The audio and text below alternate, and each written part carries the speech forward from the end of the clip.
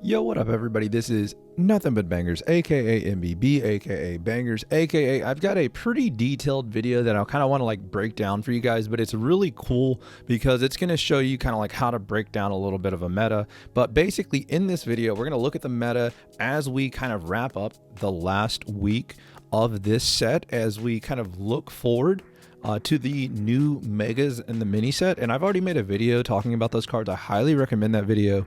It's very good. I think that like for people that have been waiting for me to post more videos or just post content, that's a video you're definitely going to enjoy. And I think if you are trying to kind of like predict what's going to be good, or if you're trying to like look at what might be good, kind of looking ahead to the next set, I think this video is very important. One of the big things in this video is, you know, there's a lot of numbers, and I'm not going to bore you with the numbers. I'm just going to tell you straight up, like, in my opinion, what I think this is kind of like saying. Basically, this is going to be using a lot of 3 different websites. So the first website I'm going to be talking about is going to be Trainer Hill. Now, Trainer Hill is a resource a lot of you are familiar with. Now, for those of you that are like in the GGB or like in like highly competitive tournament play, like this is going to be music to your ears, but also like, you know, some people gatekeep resources like this. Now, if you're more casual, or if you're like more like, hey, I'm laid back, I'm just trying to have fun, like this video is still good for you because it's going to kind of show you like, hey, this is why some decks work and like maybe some of your decks don't work, right? Like that's a big thing for a lot of people that, you know, are just trying to have fun with their cards. So when you take a look at this is going to break down a couple of things. So I set the filters for all these decks the same filter. Basically, I wanted to take a look at roughly like the past like 2-ish weeks, and I wanted to, you know, look at the data of a few top decks that we see in tournament gameplay. And like ironically, all of these decks that I highlighted, I believe are like the top most played decks at the tournament that's going on right now as I record this video. So anyway, so this is Mega Altaria and DDD EX. And what you can see here is like the matchup spread kind of says like Blaziken is a problem and Oricorio is a problem. And like the thing about it is Blaziken's, you know, depending on how good Blaziken is in the meta at that time, that may not matter. However, Oricorio and Magnezone, like that definitely matters. So you want to be aware of that. Then you also take a look at the fact that Suicune and Greninja are on this list, and you're like, oh no, man, like that's like the most played deck. Like, so, you know, even though Mega Altaria is like a really good like card individually, like Mega Altaria individually, stage 1, pound for pound, great card. You know, it kind of like reminds you of like Starmie EX from like a Genetic Apex, or like Starmie EX, pound for pound, great card. But it just like never really like popped off the way that like it could have, because Pikachu was so good, you know, because other cards around it, you know, countered it so well. So, you know, I think like when you take a look at a matchup spread like this, you just like stay away from a deck like this. Like this is not a meta call. This is like the deck loses to like the most popular deck, fan favorite deck in Blaziken, right? Like it's just a starter rare candy deck, and then like an anti-meta deck that's just like arguably the best one prize deck in Oricorio Magnezone. So like this is a deck you just like never would probably want to bring this to a tournament, in my opinion. Now playing this on ladder, hey, you're gonna win some games because again, Mega Altaria is just so damn good. And the other thing about like the metrics that we're looking at here, let me kind of just like also dive into this. When I'm looking at these metrics, I'm trying to look at the most recent 2 weeks of the meta, because like in the first 2 weeks of the meta, I think there's a lot of bull, right? Just a lot of bull jive, right? A lot of just like people throwing stuff to see what works, right? And after that 2 weeks, roughly, like you really start to see stuff like shake out, right? And on top of that, like you got to think about when rank came in and all that. So like, you know, I just try to stick with just like a recent time period and, you know, kind of look at the numbers. And, you know, the more numbers you can get in terms of like the more games, like that's great. But this is just my specific set of data. You can obviously tune it to however you want, but this is going to be like the top 32 placers as well. So like this is pulling data from people, well, it's supposed to be the top 32, but people that, you know, are either finishing in like the top 50% or like top 32. So, and then, you know, when you take a look at the dates, again, you can see the dates. So you can kind of move that around, but that's just what I'm using. And again, I just kind of would stay away from this deck. Now, the thing is, like, if you looked at this deck from like, I don't know, 2 weeks before, right? I guess whenever everything came out, you know, you may get like a different spread of data because in the beginning, this deck might have been doing, you know, a lot better, right? And one of the other things that you can do on Trainer Hill is like you can see like the breakdown of like, did they play one of the card or two of the card, and like how popular is it to play one of versus two of, and so on. So, you know, that's something to keep in mind. But again, like when you take a look at like this matchup spread, like, oh man, it loses to Espeon and DDD. Well, like that deck kind of got phased out, right? It was kind of like a few weekend wonder, but it kind of got phased out. And then like at the time, you know, this 50-50 with Blaziken, you know, that's not terrible. But again, like over time, that number has kind of like skewed a little bit in favor of Blaziken, right? So, you know, you just kind of look at matchup spreads like this, and, you know, some decks don't even pop up because they weren't played too much, you know, in the beginning of the meta. So, you know, again, I just try to use those filters. So let's look at another deck. So Decidueye, basically Decidueye.deck, right? So this deck is also going to be using like the same roughly measurement. I got this one to do top 32, but again, same dates. So this is going to be like even more specific, right? Like in my opinion, I like the top 32 because whenever I use the top 32, that's telling me the numbers from like the people that like had success in tournaments, right? Because this is pulling like from tournament data from like, you know, Limitless and so on, right? Because it pulls from all platforms, because maybe there's another platform they submitted the tournament data, blah blah blah. But anyway, so I look at this matchup spread and I'm like, holy crap, it is extremely polarizing when you get to like 23 and 25%. And typically when a matchup is that bad, like the first thing you want to figure out is like, whoa, why is it that bad? Like, is it really that bad, or is it like what's going on here? And like to kind of explain like maybe some of the matchups here, you know, one of the things that you see here is like there's two Greninja variants, right? There's like the Greninja EX variant, and then there's like, I guess the Suicune just base genetic. Like, you know, it's really hard to tell like the differences and like why these numbers are different, but like I would just combine them, right? And when you combine them, it ends up being like, you know, 26 and 27. So it's like a 50-50. So like looking at the matchup spread for Decidueye, you're like, hey man, this isn't bad. Like, I mean, you really don't have like, you know, you start running down the decks and you're like, hey, this is not a bad matchup spread. So sometimes you want to get, you know, more games of data. So how do I do that? You know, hey, let's take a look at like the upper 50%, right? And then you start to see like, okay, well, hey, maybe this is more of a 50-50 matchup. Maybe the Suicune Greninja matchup is, you know, maybe it's definitely favored for, you know, us being the Decidueye player, but like it can be a coin flip. But, you know, you can see kind of why some people would be bringing Decidueye. And even, you know, the matchups where like the type weakness is there, you know, you typically don't see like a big disadvantage when it comes to Blaziken. And like the one of the things that like this deck does a really good job of is just like stacking damage on like relevant Pokemon, right? Because like this deck just like snipes extremely well, and then it can play a very good prize mapping game as well when it comes to like playing 1-1-2, or excuse me, 1-2 pretty much. But you know, you're pretty much just a boss, you know, a boss Decidueye deck. And you know, some people have kind of like tried to play one-ofs. You know, hey, that's up to you. But again, like looking at this matchup spread, even in like the top 32, like you could say like, hey, if you were making a tier list, like clearly based on like the number that we're seeing on Trainer Hill, like we would say, hey man, like, yeah, Decidueye is definitely one of the better decks if we were ranking them like in a tier list, right? And we could probably say like with the definitive answer, like, hey, Mega Altaria is probably a little bit like below that deck, right? If we were trying to rank them and analyze them. But again, you know, just running through these deck lists, like, you know, what could fix some of these decks, right? Like that's the other thing to be thinking about as you navigate through the meta, is like it kind of comes to an end, right? So like if Mega Altaria, what does it need to fix those matchups, or like to maybe even, you know, flip those matchups? And I think a lot of the time what you're going to see in these decks is that like any form of bench protection changes the entire game. Like it changes the entire game.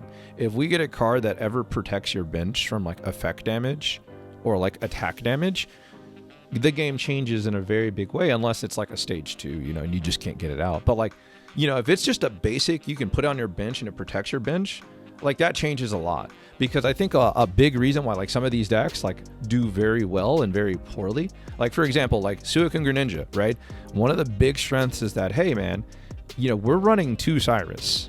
100% of the time. So whenever you place a Mega on the field of play, you now have to be on a clock and aware that, hey, my Greninja can suddenly hit the board, ping your Mega, and bring it into the active. And like, that's problematic for some Megas, right? So, think about playing a stage 2 Mega, right? It has 1 energy on it, and all of a sudden Greninja pings it and Cyruses it into the active. What are you doing? What are you going to do? And so that's one of the big reasons why I don't think that a card like Mega Charizard like has any place in the competitive game. Personally, that's just where I'm at. But again, like, that's the big strength of this deck. So, if we ever were to get a card where, hey, it says like we avoid bench damage from like effect monsters or bench damage from like, attacks, Decidueye gets a lot worse, and obviously so does Greninja. So that's something to obviously pay attention to as we're like studying these decks, right? Now, as far as the matchup spread, another reason why you would see Suicune Greninja is because like there's not really like a really polarizing matchup, like sure, maybe the Jolteon and like electric stuff can give you problems, but like, hey, there's ways out of that. And sure, the Magnezone and Oricorio thing is like a rough matchup, but like it's not completely unwinnable. When you talk about being in the 45% range, that's not terrible, right? Like, you're very close to a coin flip matchup. And for having a weakness, like, that's huge, right? Like, if you have a weakness, I would personally think that like typically that matchup is going to be like 70-30. You know what I mean? Like, you're at a big disadvantage if you have the type mismatch. But like, you can see this matchup spread, and again, we're taking a look at the top 32 placements, and we can expand it. But again, you kind of just see like the numbers on this deck, and you're like, okay, man, I see why people bring this to a tournament. And obviously in ranked, like, all of these decks can win as well, right? But you're just like trying to see, like, in a tournament, you kind of want to figure out what's the meta going to be like, and like, is the deck that I'm bad against, does that deck even exist? Are people going to bring that deck? And then on ranked, you're like, okay, I kind of want to get win streaks. So like, what decks are like consistent but also don't have like a ton of bad matchups, right? Like, that's a huge thing to think about, right? So like, if I can play a really consistent deck that doesn't have a ton of bad matchups, it just has like 1 or 2, like, hey, I might be able to win a lot of games if I can avoid that bad matchup. And then when I run into that matchup, I just kind of like, oh, well, I'm probably losing, but that's kind of Pokemon in a nutshell. But again, if you expand this out, I think what you're going to see is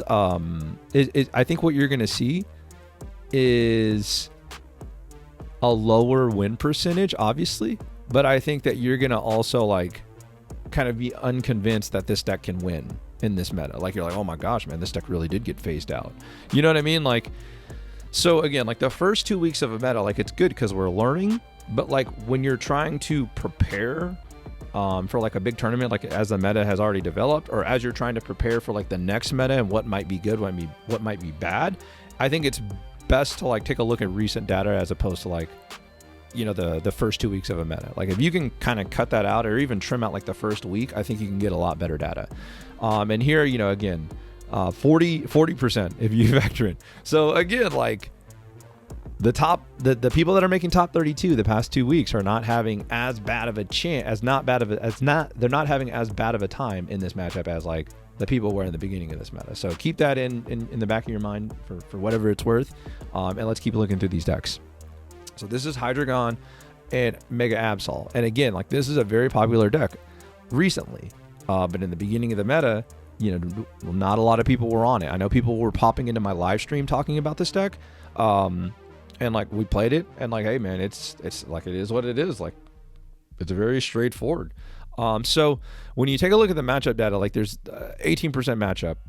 And you probably just kind of would lump that into the other Altaria decks that are out there, because realistically, you're not running into a lot of Greninja Altaria decks. But if you are, like, hey, might be a deck matchup that's pretty bad. And also, maybe this is the time where you kind of look into the Greninja Altaria stuff. Personally, I would probably guess that it's not very good. But hey, that's just my thoughts, just initially speaking, right? And just because a deck has like a bad matchup, like that, this deck may not exist. So like, if you ignore it and say, hey, okay, we'll move on to the next bad matchup. All right, Crobat and Absol, Mega Absol. Like, is that really a deck? You know, okay, Decidueye, now that's a real deck. We got a 40%, 39% win rate against this. So we got a problem right here. So how do we beat this matchup? Can we add some tech cards to fix that matchup? You know, not really, right? Because the inherent problem with that matchup is that snipe damage hits your Mega Absol, and all of a sudden, you know, you're really in trouble, right? Like, you're really in trouble because you got the weakness and you have your Mega getting sniped, right? Like, that's a big problem. Then you have to have the rare candy for the Hydreigon to like fight against their Pokemon that's like always going to be coming online, right? So like their Pokemon's coming online at a very high percentage. Your Pokemon is like Mega Absol, you're kind of wanting to hide it, and then your Hydreigon is like dependent on rare candy. So like obviously a little bit of an issue, right? I don't think that matchup is fixable with just like one card right away. That just like might be an inherent like, yeah, man, you might just like lose that matchup most of the time. So then you move on to like, okay, well, this is Suicune Greninja. Well, if you combine the variants, again, you're looking at about like a 42% win rate. Not great. So, you know, those are two really good decks, and if you think you can avoid them, then yeah, Hydreigon, Mega Absol may be the deck for you. But unless you have like, you know, some magic formula to avoid those matchups, yeah, this is a very tough deck to bring to a tournament, even though it's like very good at what it does. This may be one of those things where you win a lot of games with this on ladder, right? Because you just avoid Suicune and Decidueye. But, you know, the chances of that, the chances of avoiding Suicune Greninja, I mean, I don't know. They would have to probably be phased out of the meta for quite some time before you like are avoiding it altogether. So, yeah, this is a tough sell for me. And even though like this deck is like really, really good in like GGB format, which is like the team format, I don't know how I feel about it in like tournaments. But again, in ranked, I could see, you know, hey, rip off some win streaks because you're just crushing people, and then you run into like Suicune or you run into Decidueye and you just lose, right? But hey, this has great play against like Oricorio, so the, you know, really takes those decks out. But we'll see how this deck kind of like situates itself. But again, like moving into the next meta, if Decidueye and Greninja, Suicune Greninja, like take a hit, you know, this deck could be a sleeper. So keep that in mind. Magnezone and Oricorio. So the first deck you see in the far left is the deck we just talked about, right? The first deck you see is the deck we just talked about, and highlights this matchup being a problem. Another big issue with Magnezone and Oricorio, I would say, in my opinion, is the mirror match, right? And like, how's that mirror match going to change as we get Heliolisk, right? Because there's an argument that could be made that, hey, you play Magnezone, Heliolisk, and Oricorio in a deck together, right? For the next set. There's an argument that could be made for that. Now, I don't know how space is going to work. That's going to be the issue. But there's an argument that could be made for that, because you're going to be able to one-shot stuff like Suicune with the Heliolisk. And then obviously Magnezone does what it does, and then Oricorio can kind of just win you games. So it's a really big question, like, hey man, can Heliolisk, you know, alleviate that matchup? And I don't know that it can. It just gives you another option. But here's the only case that you can make for it. Maybe it does help the matchup, because now, like, you might be able to trade a little bit better in that matchup. And then ultimately it might come down to, do they have the consecutive, like, do they have the double rare candy versus you, who's playing like searchable stage ones and like searchable, you know, Pokemon basically in general. So like, I don't know, it's going to be interesting to see. And then when you take a look at the other matchups like Decidueye, you could see why that deck would be an issue. If you don't understand why, it's because the grass type typically has healing, right? So when the grass type goes up against the electric type, historically in this game, typically the grass type has the advantage because it can heal. If it can get to that mid to late game and it can start healing, that's the X factor, right? Because they're both like, you know, usually they're both like pretty good value trading decks. You know, they can be one prize decks, or they can be like, you know, 1/1/2 decks and so on. But typically speaking, like, the grass type being able to heal gives the advantage to the grass type in that matchup typically. Then you start taking a look at the other matchups, you know. Again, I don't know how real Absol Greninja is, but there's that matchup. Then you start seeing like the 50-50 with like Greninja Suicune. You're like, okay, hey, I might have a slight advantage in that matchup. That's decent. Looks like I have a matchup advantage in Blaziken, and then I have the matchup advantage and stuff like with against like Indeedee and Altaria. So like you can see the appeal of this deck. And, hey, maybe the matchup against Suicune Greninja is better than a 50-50, because you take a look at the data. If you combine the numbers, again, you're talking about like a 77 and 54 matchup. So 77 and 54, whatever that percentage is, it's definitely above 50%. But again, I just look at this deck and like, it's very good at what it does.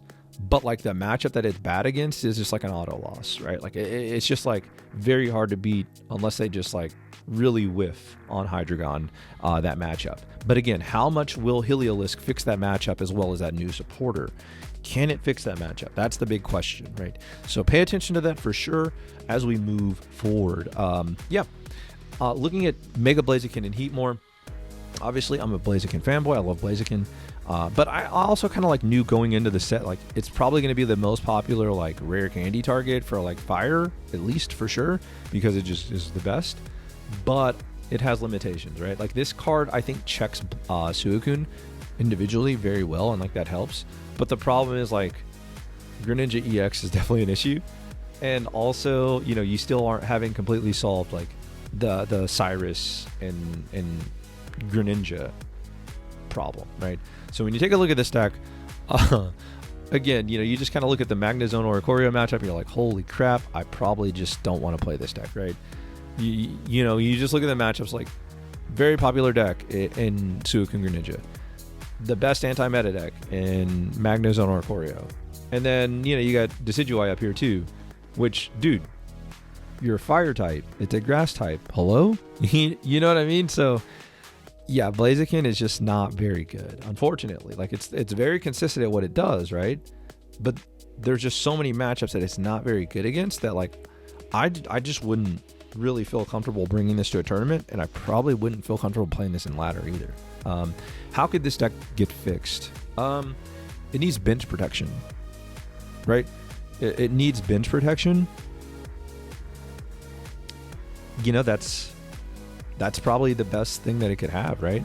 Some form of bench protection, because it's really consistent at what it does. Like Flame Patch is a great card, Copycat's great, a Rocky Helmet's decent.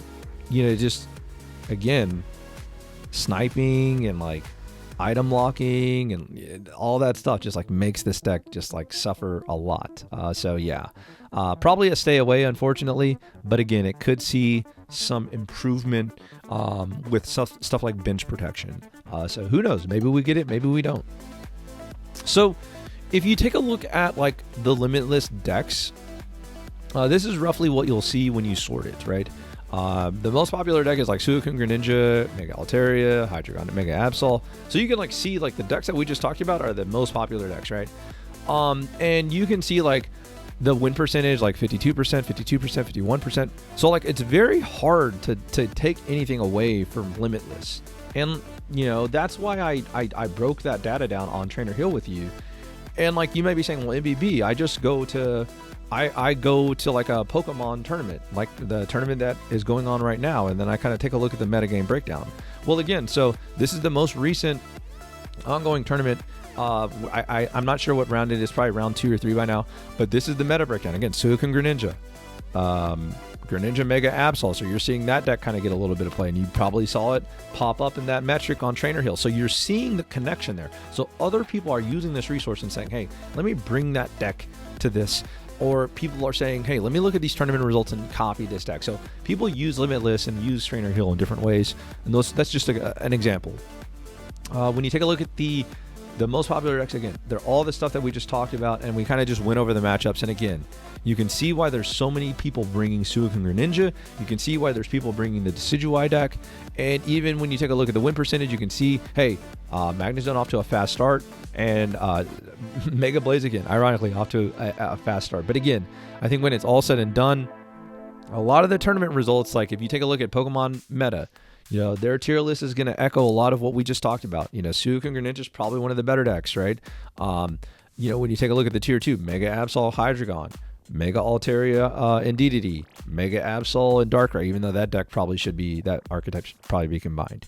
When you take a look at the tier 3, you do see Decidueye, but it's, it's got a power level of 14, so they have it classified in tier 3.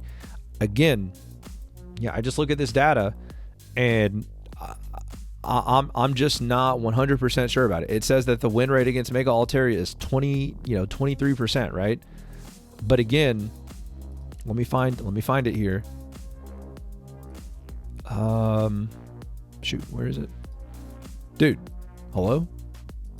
Did I skip over it? What's going on here? Here it is. Okay. So again, I look at this data, I'm like, yeah, that's a really bad win percentage, but like, that really, like, am I really like, I mean, if I can avoid this matchup, hey, I mean, that's pretty decent. And then I started looking at the other matchup. Man, dude, if you take away the worst matchup, like, this deck is pretty good. So, I don't know. I think that there's definitely some arguments to be made. And this is going off like the last 4 days. If you go off the last 7 days, again, the matchup with Altaria is not great, but you look at the other matchups, pretty decent. So, a lot of the matchups are going to say same thing, but again, you just look at the tier list. The tier list is telling you that deck is tier 3, and I'm sitting here telling you off of Trainer Hill, looking at this deck on Trainer Hill, man, like, if you tell me that Blaziken and Decidueye are the same power level, I don't know. I don't know about that, because it seems like Decidueye has better matchups across the board. I don't know. It's just what it seems like. But anyways, I hope you guys enjoy a video breakdown like this. Definitely, let me know what you think. Hit that subscribe button. Come back for more. And until next time, I'll catch you later. Peace. I wanted to just really make a quick follow-up to the end of this video. I recorded this a couple days ago, was going to release this, but like, this is the night before the set comes out, and I'm just going to put this out on YouTube. It's probably not going to get very big, but anyways, like, real quick, this was the results of that tournament. So after day 1, Decidueye was number 2 overall, and they were number 2 in terms of like the second person that went undefeated. Then there were some other Decidueyes that went X1 and 1 that were also in the top cut. So, the deck kind of performed, decently. And then as far as like, the other decks that we talked about in the video, Greninja, Suicune, you're going to see what happens. Obviously a lot of Altaria as well. Then when you take a look at day 2, the deck that ends up winning is Magnezone and Oricorio. In terms of, the overall event, if I remember correctly. And then you've got Suicune Greninja, and then Magnezone and Oricorio. Then you got the Altaria variants. One with Greninja, by the way, that's pretty. It's pretty something to definitely hold on to. Then some Absol Greninja technology, some more Decidueye, some Jolteon. So there's a little bit of variety. But again, like when you take a look at the metagame and just kind of look at the win percentages. Again, the highest win percentage decks, Magnezone or Oricorio. You got Decidueye. And, again, like, my whole thing was, like, I think that the matchup spread for a couple of these decks is just, like, really solid. But, again, like, you see Suicune having a below 50% win rate, and it's just because it's just the most popular deck, right? You look at day 2, win percentages. Again, you start to see a little bit of a separation. Decidueye just kind of got shut out of like really competing to win it all, but still 58%, not the highest win rate obviously, but you see Magnezone or Oricorio putting in work at 70%. But again, just kind of looking at the breakdowns, so you can run like rogue decks and like have success, as you can see, but again, like you just have to be mindful of like those a lot of the matchups for like the most played decks. So anyways, that's kind of the end of that meta, and as we get ready for the new meta, by the time you're watching this, new cards may already be out, so we'll see what the new cards do. But hey, just looking ahead, it really seems like Magnezone or Oricorio is really strong, and it's probably going to get like another version or another variant, so it's probably still going to be pretty good. Suicune Greninja seems to still be just like the new kind of like consistent, like Dark Tina kind of deck, right?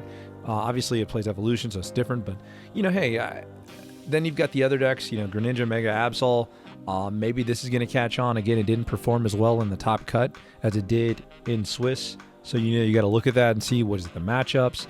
you know, it's impossible to tell like right here, but we could probably look at like what they were losing to and kind of get an idea a little bit. But, you know, you see a couple of losses to Suicune Greninja, but then you also see that it won 3 games. So 3-2 against Suicune Greninja. So you wonder, you know, is it pretty even? You know, is it one of those 45, you know, 55 things? Like, what is it? You know, so anyways, meta is going to be interesting, and can't wait to see what the new megas do, if they do anything at all.